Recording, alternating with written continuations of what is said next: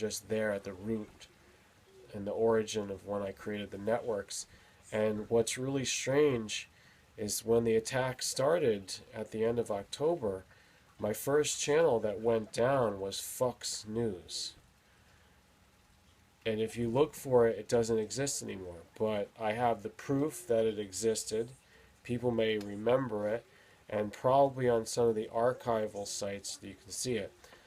Fox News was a satirical venture that I did, and if you're connecting all the things that are happening here, the news media started attacking fake news right around the time going into the election, and especially it blew up real big as the biggest issue on the American cultural political scene.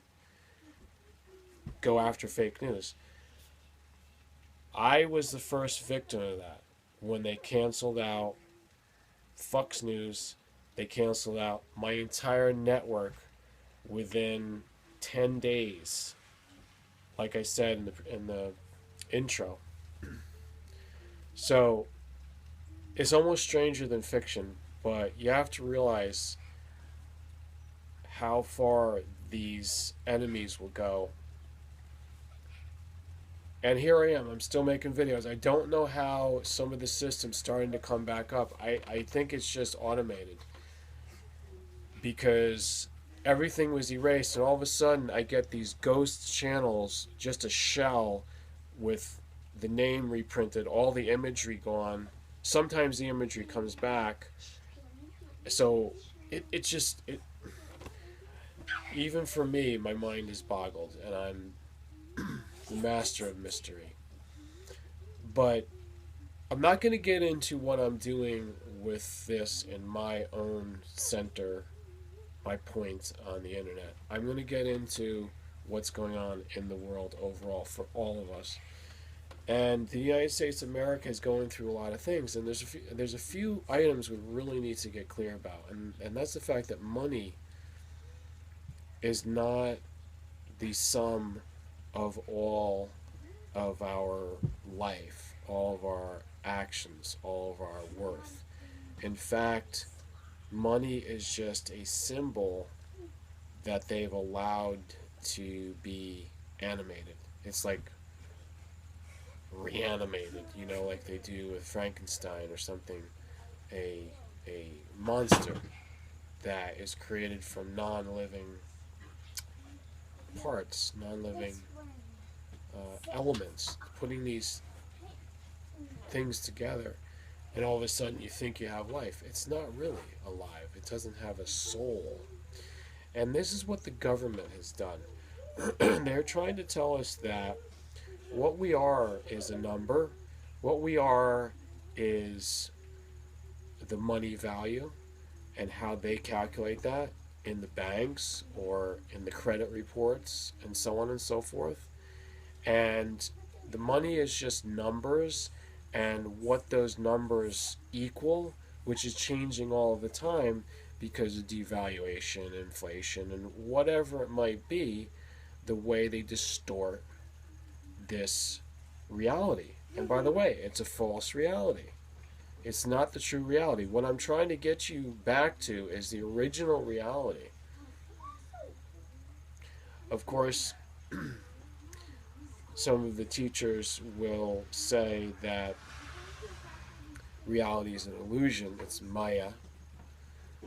But that's another story, and we're not going to analyze why they say that. Why I'm telling you that we need to get back to reality is because the false reality has been so pervasive and is measured in and based upon money. Money is the artificial blood of the beast, and that's the government. It's not the true government, though. That's what we have to realize. So what I'm proposing and what I'm declaring right now is the true government. And I'm going to lead you in the true government because I've looked for a leader, any form of leadership, and I haven't found any. what I've observed all this time, 10 years on the internet, and prior to that, on all the, original bulletin boards, the DARPA net, the origins of global communication, and even prior to that, in books. Do we still know what that is? Books on paper? All of my research has come up with one conclusion. There is no leadership, and no leadership coming. The new leadership is here, though. And by saying that, I'm putting myself into a position of self-proclaimed authority. Authority is really huge when you have to do what I'm doing. What am I doing? It's war. War is happening. You can hear it from many different sources, many different pundits. War is here. So, with this prelude to war, you've heard my declaration of the role that I take, and I need you by my side. I need you to understand these basic things. It seems so simple, but yet we really don't get it. We're kind of going around things in a circle without actually getting to the point. And that's what I keep finding. People want to solve the world crisis, the global crisis that we're in, with money. They want to say we can do all kinds of tricks with money and then that will be the fix. Doesn't. We can't get a bailout. We cannot pump liquid into the system. Trillions of dollars are not going to matter. Everything is still going to fall down. It is the apocalypse. And I am sitting here right now in the center of the Armageddon. So, you believe it or not, you're either aware, you're either waking up, but I know you are, because if you're watching this right now, you're hearing the sound of my voice, and you're like, this guy, he knows something, he knows. Alright, so what I'm willing to tell you right now of my knowledge is that the money is the key to our enslavement. And we cannot have a love for money. We even have to scale back our use of money. We have to completely get out of the money system. It's the only way to save our souls. There's no success with it. However, I'm going to tell you, I'm taking all the money. So this is the bizarre part of it. This is the Moebius strip where everything turns back onto itself.